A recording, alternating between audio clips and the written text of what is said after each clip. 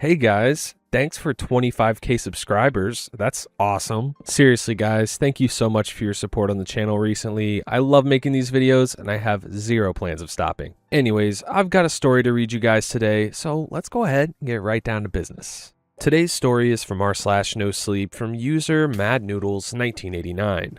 Every missing child becomes a street name. I review digital maps for a living, so I know roads don't appear by accident. Especially not roads named after my dead brother. The ticket came in at 8:42 on a Tuesday, while I was eating cold toast over my keyboard and pretending I hadn't slept badly again. The subject line was boring enough that I almost skipped it. Field verification required. Eli V Street. Spam, I thought. Then a cruel joke. Then one of those small disagreements that happen when county parcel data and a private mapping company stop trusting each other. Except the road was in Mercy P, my hometown, and Eli V was my brother. He disappeared in 2003, 6 years old, blue popsicle in his right hand, standing outside B's Market while I went around the side of the building to talk to some kids I wanted to impress. I was 12. He was supposed to wait 5 minutes. That was the number I gave the police. 5 minutes. It became the number everyone handed back to me. You were only gone 5 minutes. A lot can happen in 5 minutes. You were a child too. People say things like that because they need tragedy to have edges. A beginning, a middle, an end. 5 minutes is small enough to hold in your mouth. It sounds like an accident. I opened the ticket. Eli V Street appeared on 3 independent sources: County GIS, USPS address verification, and 1 commercial satellite layer. According to the metadata, it was a residential access road running north off Junie B Road, just past the old subdivision line. The satellite image showed trees. The county layer showed 12 lots. USPS listed 4 active addresses. A note from another contractor read, "Local government confirms road exists. Requires field validation." I was still staring when the navigation preview loaded. A woman's pleasant artificial voice came through my laptop. In 200 feet, turn left onto Eli V. I hit mute hard enough to make my coffee jump. I hadn't been back to Mercy P in 14 years. Not for my mother's surgery, not for the reunion, not when they found a child's jacket near the old quarry and asked families to submit fresh DNA. I mailed mine from 3 states away and threw up in the post office bathroom afterward. I told my manager I would verify the road in person. She said fine if I wrapped it up by Friday. "Everything okay?" she asked. "Just a weird data thing," I said. That was always how Mercy P started. As a weird thing. A small wrongness you could explain as long as you didn't look at it straight on. The drive was 4 hours. Interstate, then county highway, then 2-lane road that used to make me carsick because Eli would lean across my lap to count cows out my window. He always cheated. Brown one, white one. That one's 2. It has spots. That's not how counting works. It's how mine works. At the town line, my rental's GPS chimed and recalculated, though I hadn't missed a turn. The screen flashed, "Welcome to Mercy P," and beneath it, for half a second, something else appeared. I only caught the first word. Remember. Then it was gone. I pulled into the gas station by the old grain elevator. They'd painted the elevator white since I left, and the paint was already peeling. Gray, showing through like a bone. A new coffee kiosk advertised oat milk, which felt obscene somehow, like a vape shop in a cemetery. The cashier had silver hair and a Mercy P Cardinal sweatshirt. She looked at me, then looked again. People there recognized me by subtraction. Not my face, not at first. The missing boy around it. "You're Helen V's girl," she said. I hadn't used anyone use my mother's name in years. "Mara," I said. Recognition crossed her face, then pity, then caution, in that order. "Back for the house?" "Work." I bought a bottle of water I didn't want. When the receipt printed, she folded it before handing it to me, like it carried something indecent. I looked anyway. 2 Junie B Road, corner of Junie B and Eli V. "This isn't right," I said. The cashier glanced toward the window. "Receipts get funny sometimes. Eli V Street doesn't exist." She smiled. Not unkindly, not cruelly either. Like a woman who had already survived this conversation with other people. Roads don't need you to believe in them. I left the water on the counter. The afternoon had gone dim in that Midwestern way that feels more like a mood than weather. Clouds sat low over the soybean fields. I drove toward the north edge of town. Mercy P was smaller than I remembered, but grief does that. As a child, your town is the world. As an adult, you come back and find 3 stoplights, a church sign, a Dairy Queen, in a field where someone's dog died. The old streets were still there. Mercer A, Pine S Road, Quarry C. Then I saw the first child's name. Hannah G. Lane. White letters, green sign. Hannah G. disappeared when I was 8. Everyone knew the story because her mother had been baking a birthday cake and sent her outside for being underfoot. 10 minutes. My mother used to drive past their house with both hands locked on the wheel. "Don't stare," she told me once. But Eli stared. Eli always stared. "Where'd she go?" he asked. My mother said, "Somewhere we can't help her." I didn't understand how strange that answer was until much later. Then came Caleb S. Caleb N. Gone from a bus stop in '96. Lily M.C., 5 years old, last seen in her grandmother's yard. Thomas O. Way, missing from the fall festival. I pulled over before Junie B. Road and searched each name on the county map. All active. Residential, rural access, publicly maintained. The records claimed Hannah G. Lane had been established in 1987. Hannah disappeared in '95. I went to the sheriff's office because some childish part of me still believed buildings with flags in front of them had to tell you the truth. The sheriff wasn't the one from my childhood. That man had died of pancreatic cancer. This one was younger than I expected. Broad-shouldered, tired-eyed, with a wedding ring he kept turning with his thumb. His nameplate read DM. "You're Mara V," he said before I could introduce myself. "Everyone keeps doing that. You look like your mother. I'm sorry to hear it." Something almost like a smile crossed his face, then vanished. I showed him my badge, the ticket, the data. "I need to verify whether Eli V Street physically exists," I said, "and why it's named that." He leaned back. On the wall behind him hung a framed civic map of Mercy P, laminated and sun-faded, the kind in every municipal building. I scanned it before I could stop myself. There it was. A thin gray line branching north off Junie B. Road. Eli V Street. "I want that map," I said. "No. You don't even know what I'd do with it." "I know what people do with maps." The sentence sat between us. "My brother disappeared 23 years ago," I said. "I know." "Then why is there a road named after him?" He looked down at his desk. Under the glass blotter was a child's drawing. Yellow sun, stick figures, a dog too big for the house beside it. In the corner, in careful letters, someone had written Ben. "Don't go there after dark," he said. "Official recommendation?" "No." "Then what?" He looked at me. "A lesson this town learned badly." I almost laughed. "You people rehearse this? If you see something you remember, don't stop for it." "That's your advice?" "No," he said. "That's what I failed to do." He slid a business card across the desk. His number was handwritten on the back. "If the road starts using your voice," he said, "call me." I left without the card, then came back for it 30 seconds later. The planning office shared a brick building with the library and smelled like toner and old carpet. I told the clerk I was there about Eli V Street. From the back room, someone dropped a mug. A minute later, June T came out. I hadn't seen June since we were 17, when she told me at the graduation party that leaving Mercy P wouldn't fix what was wrong with me. She'd aged the same way some people do. The same face kept under time, like a room that never changes its wallpaper. Sharp cheekbones, thin mouth, eyes that made you feel she'd already corrected your version of events in her head. "Mara. June. Heard you were in town. I got here 2 hours ago. Small town. Apparently getting bigger." Her eyes flicked to the clerk.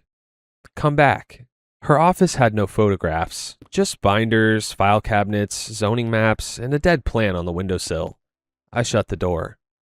"You know why I'm here," I said. "Eli's Road." My stomach turned at how easily she said it. "You say that like it's normal." "Nobody said normal." "I need the development records." "You won't find any." "I have county authorization." "Mara." The way she said my name made me hate her again. Not because it was cruel, because it was tired. She took a keyring from her drawer. "You remember the maps we used to draw on?" she asked. "No." "At B's, behind the soda machines. Tommy B stole county maps from his dad's office. We drew fake roads on them." The room seemed to tilt. I remembered the soda machines, the alley behind B's where the pavement was always sticky.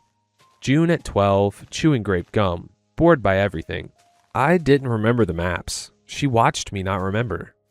"Convenient," she said. "Don't. You came here wanting someone else to be guilty. My brother disappeared." "I know." "You think I forgot that?" "No," June said. "I think you remembered it the way you could live with it." I almost left then. I wish I had. Instead, I followed her through a locked archive to a cabinet labeled Historic Plats, Decommissioned Routes. She set a flat cardboard box on the table. Inside were folded maps. Some official, some photocopied, some drawn by children. The one she handed me had been creased soft as cloth, its edges furred from handling. Across the top, in blue marker, was a title in handwriting I knew before I understood why. Go Somewhere Else Game. It was Mercy P., 2003. But in the blank spaces around the town, children had drawn roads in crayon and pen and pencil. Loops, dead ends, lines cutting straight through fields and houses. Every road had a name. Not street names, people. Mrs. H, Coach R, Caleb's dog, Stupid T, Mom when she yells. And there, north of Junie V Road, in my 12-year-old block letters, Eli V. I touched the paper. Something rose from it. Blue raspberry, dust, hot pavement. My mouth flooded like I was going to be sick. June looked away first. "We all played," she said. I shook my head. "You wrote people down when you wanted them somewhere else," she said. "Not dead, not hurt, just away." I wanted to ask who she had written. I didn't need to. Behind her desk, through the window, Junie B Road turned sharply where, according to every old map I had ever trusted, it should have kept going straight. I folded the map with shaking hands. "You knew," I said. "I suspected. You all did. Mara, every town has missing children. Not every town names streets after them." She flinched. "Good." Then she said, very softly, "Eli's road doesn't end where he disappeared." I stopped. "It ends where he was trying to go." B's Market was still there, though it hadn't been B's in years. Mercy F&F now. Lottery sign in the window, firewood by the door. The soda machines were gone. The alley wasn't. I parked badly and stood on the cracked sidewalk where I'd left him. The world hadn't marked the place. Some part of me had always expected it to. I closed my eyes, and his voice came back so clearly I turned around. "If I wait, can I pick the cereal?" He'd been wearing the green dinosaur shirt with the hole near the collar from where he'd chewed it when he was nervous. Blue mouth from the popsicle, one front tooth missing, tongue working the gap. I was embarrassed by him. That's the ugliest true thing about my life, and for years I dressed it in softer words. I was distracted. I was young. I wanted 5 minutes. No. I was embarrassed by how openly he loved me, the way he followed me, the way he thought I was the safest person in the world, when I was a mean, frightened girl desperate to be chosen by anyone else. The older kids had been by the alley, June among them.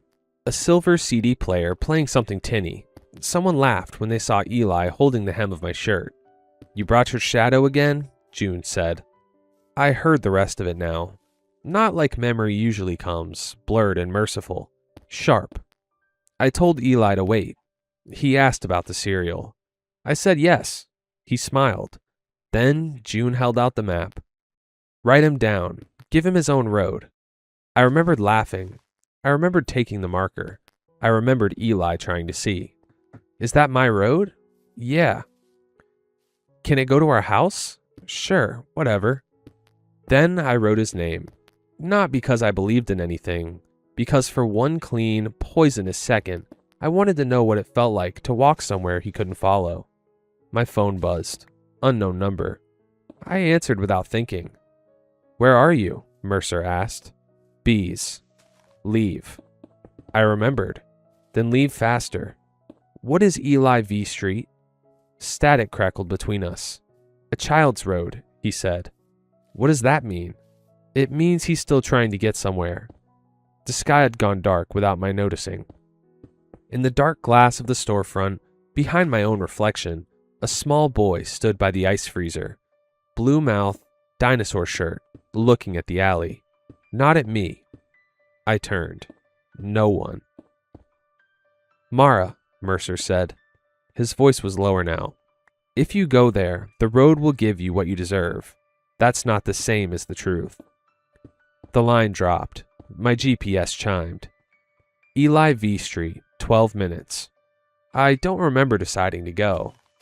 That sounds like an excuse, and maybe it is, but there are moments when guilt becomes a steering wheel.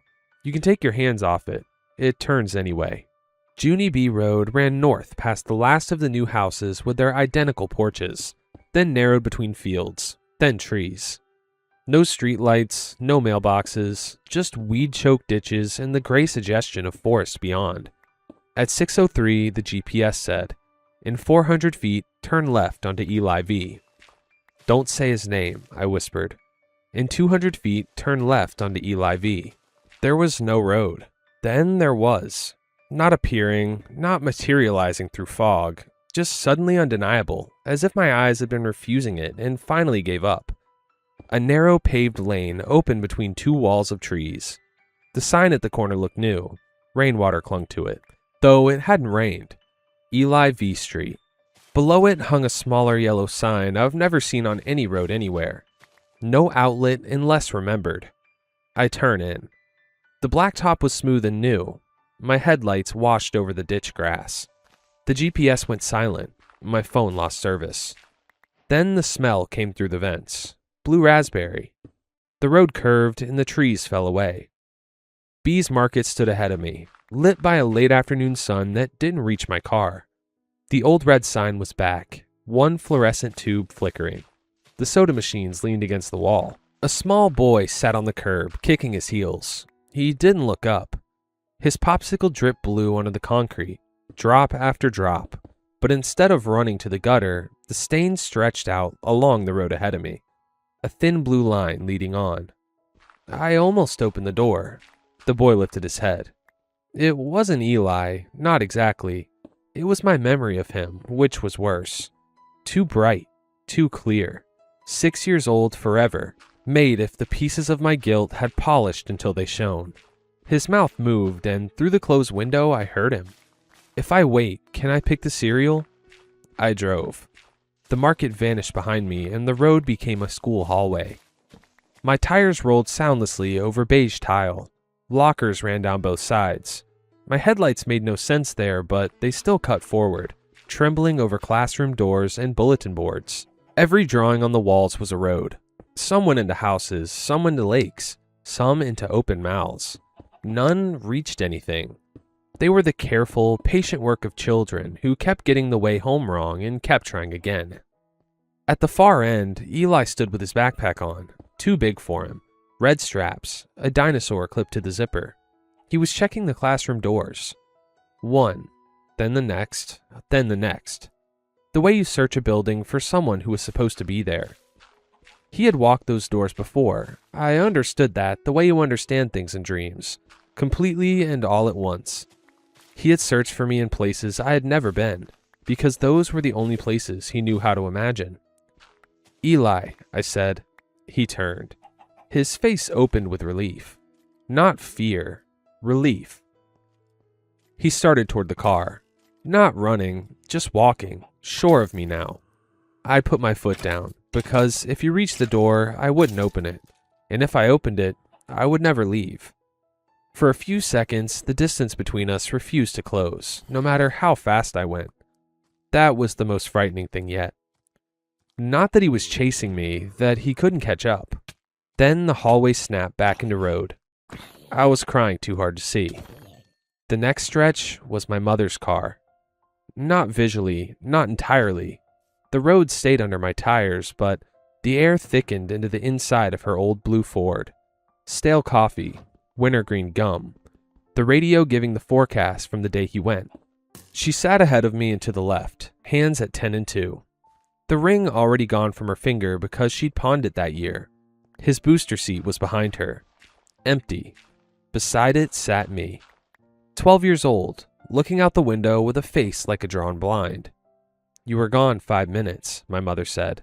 "Stop," I whispered. "You were gone 5 minutes."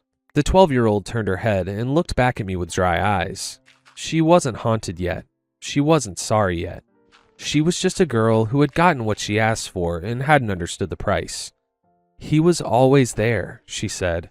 Reasonable, almost bored. I just wanted one place he wasn't. I put the car halfway into the trees rather than hear another word. Branches screamed down both sides. When the road straightened again, I was shaking so hard I could barely hold the wheel. And I understood then that the cruelest thing on this road wasn't going to be my mother, or the dark, or whatever waited at the end. It was going to be myself, telling the truth, at 12. Then came my bedroom. The road did not become a house, it went into one. My headlights crossed pink carpet I hadn't thought about in 20 years. Posters, a white dresser, a bead curtain in the doorway, my unmade bed. The car idled in the middle of the room. When I cut the engine, the silence was enormous. On the floor sat Eli, my old road map spread in front of him, the blue marker in his hand. He was trying to draw, tongue poking through the gap in his teeth. "Eli," I said. He looked up. This time he wasn't polished by memory. His hair was messy, the way it really had been. His nose was running. There was dirt on one knee and dried popsicle sticky on his hand. He looked tired. Not dead, not monstrous. Just the tired way a child looks when he's been waiting too long and still believes the grown-up is coming. "Mara," he said. I opened the door. The air smelled like my childhood. Dust, strawberry shampoo, crayons, sun-warm plastic. He smiled. I had forgotten the exact shape of his smile. That was one more thing I had done to him without noticing. "You found my road," he said. I got out. My legs almost didn't hold. "I'm sorry." His smile faded, not from anger. Children don't know what to do with an apology that big. "You said it could go home," he said. "I know." I made it to go to B's first. The room flickered. For a second, the carpet was pavement, the dresser a soda machine, because that's where you left me. Then to school. Another flicker. Lockers, fluorescent hum. "I thought maybe you went there." He smoothed the map with a small hand, but it kept getting lost. I went down on my knees in front of him. "I tried to remember the way," he said. "I did. The store and the cereal and your room, how you smelled like that orange gum you weren't allowed to chew, your shoes." A broken sound came out of me. He smiled a little. "They had silver stars. They were stupid shoes. I liked them." He looked back at the map. I waited. "I know." "No," he said gently. "I waited, all of them." I won't try to describe what happened in me then. It wasn't crying. Crying is something the body can do and survive. This was older. Something that had been frozen since I was 12 cracked all the way through, and through the crack I saw him. Waiting outside B's as the sun moved, waiting through the police lights, waiting while our mother screamed his name hoarse, waiting while rain washed the blue from the curb, waiting while flyers faded, waiting while I grew taller, learned to drive, kissed boys who didn't know his name, told people I was an only child because it was easier than watching their faces change. He had waited with the kind of patience only a child has when someone they love has promised to come back. "You look old," he said. I laughed and sobbed at once. "I know." "Are you still mad?" "No, I was stupid then." "You wrote me on the map." I couldn't answer. He looked at the paper, then at me. I thought it was a present. That was the one that did it. Not an accusation, not anger. A little boy who thought his sister had given him a road. His cold fingers around my wrist. "Don't cry," he said. "Why?" His eyes moved to the doorway. The bead curtain was gone. Beyond it wasn't the hallway of our old house. It was a road. New, unpaved, pale dirt under a sky with no color in it. At the end of it stood my mother. She looked younger than when she died and older than when I left, both at once. Her arms hung at her sides. In one hand, she held a folded map. Behind her, street signs leaned at crooked angles. Hannah G., Caleb, Lily Mae, Thomas, Ben M. Names I knew and names I didn't. My mother did not move. She only unfolded the map. Even from across the room, I knew her handwriting. Mara V. Not in crayon, in pen. Dark, deliberate, an adult hand. "When?" I asked. Eli's fingers tightened around my wrist. "The night after I went." The room went cold. She said she only meant 5 minutes too. For the first time since she died, I understood the way my mother had watched me grow up. Not without love, not with love either. With fear. She had wanted me gone for 1 second. Long enough not to look at what I had done. Long enough to imagine a house where she had only lost one child, and not the wrong one. The town had listened to her too. But Eli's road came first. Drawn earlier by a girl who didn't believe in it. My brother, who thought it was a gift, had walked out onto the road that might have taken me. And he had been trying to find his way back to me ever since. "You have to go," he said. "I'm not leaving you again." He frowned like I was being difficult about bedtime. "You didn't leave me all the way." "Yes, I did." "No," he said. "You remembered me.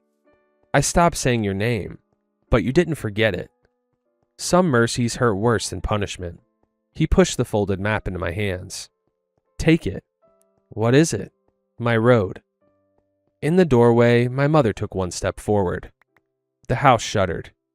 Eli leaned close and whispered, "Keep it folded, and it can't find the end." "Eli, don't let it make a street out of you." Then he ran past me. Not to me, past me, toward our mother. For 1 insane second, I thought he meant to hug her. Then he threw both arms around her waist and held on the way he used to hold on to me when he was tired. Stubborn, sticky-handed, impossible. "Go," he shouted. My mother made a sound. It wasn't a monster sound. That would have been easier. It was grief turned inside out. The walls cracked. The bead curtain flashed in and out of being. Every poster in the room became a map. I ran for the car. When I started it, I looked back. Eli was still holding her. He looked at me over his shoulder, and now he was crying. Really crying. Scared and brave and far too small. I had never let myself imagine him crying. In my memory, he had always been frozen before the fear. "Mara," he called. I rolled the window down. "What?" He smiled through it. "I picked the cereal." Then the room collapsed into road. I drove. I don't know for how long. The road unspooled under me and pieces of other people's children. A kitchen floor, a bus seat, a backyard going dark, a small hand letting go. At one point, I passed Mercer standing beside a sign that read, "Ben M. Way." He didn't wave. He took off his hat and held it to his chest as I went by. Then the trees came back. Then Junie B. Road. Then my phone found service, and there was a normal night sky over me, indifferent and full of stars. I pulled over and was sick into the ditch. The folded map was on the passenger seat. It was warm. I didn't stop at a motel. I drove out of Mercy P and kept going until the sun came up. At a rest stop 2 counties over, I opened the map. Most of the roads had faded. Not gone, faded. Like pencil under an eraser. Eli V Street was still there, thinner now. At its end, in a shaky child's hand, someone had drawn a small square house. Inside it were 2 stick figures side by side. One tall, one small. The small one had blue around the mouth. The tall one wore shoes with silver stars. I laughed until people stared. Then I cried until they stopped. When I got home, I filed Eli V Street as invalid. The system rejected the edit. Road verified by local authority. I tried to delete the ticket. The screen went white. When it came back, a new field had appeared.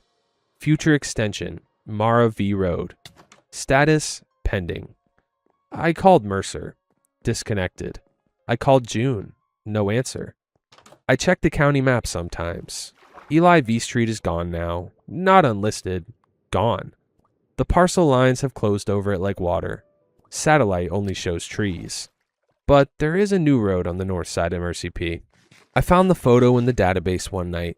The green paint on the sign still looked wet, though the records say it's been there since the year I was born. Mara V Road. I've never driven it. I don't need to. Some mornings, my navigation app suggests it before I type anything in. Some nights, when I unfold the map just enough to check that Eli's road is still closed, I see the pencil line of mine stretching a little farther. It doesn't lead to Mercy P. Not anymore. Last week, it turned toward my apartment. I keep the map folded. I keep saying his name. No outlet unless remembered. Wow, that was absolutely heart-wrenching. Like, honestly, I'm kinda speechless. Let's read some of the comments on here. I thought it was a present, completely broke me. Phenomenal writing. Yeah, the author really did a good job of portraying how innocent that her little brother was. Talk about a peak story filled with every damn emotion. Yeah, right? This story made me angry at the OP, it made me anxious, it made me sad, it made me feel grief in the OP's shoes. That's how good this writing was. Anyways, let me know what you guys thought about today's story. It's a lot different than anything I feel like I've ever read on the channel, and I think that's part of the magic of reading these stories, is you really just never know what you're gonna get. Because I don't know if you guys know this, but 99% of the time, I go into these stories completely blind. Like, we're experiencing it all at the same time. But yeah, that's all I had for you guys today. If you guys like this video, don't forget to drop a like and subscribe. Thank you again for 25K subscribers. Road to 100. Let's go. I will see you guys tomorrow.